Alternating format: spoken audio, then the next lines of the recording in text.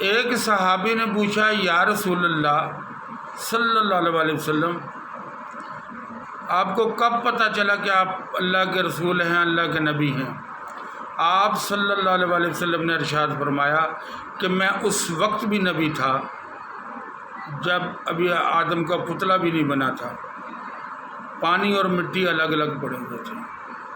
باحوالہ امداد سلوک مولانا رشید احمد گنگوہی رحمۃ اللہ علیہ، ان کی کتاب سے میں یہ حدیث نقل کر رہا ہوں۔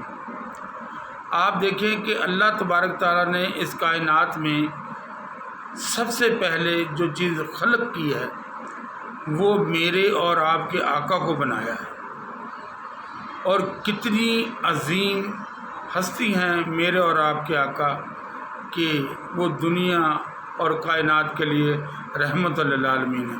اللہ ہمیں ان کی پیروی کرنے کی توفیق عطا فرمائے۔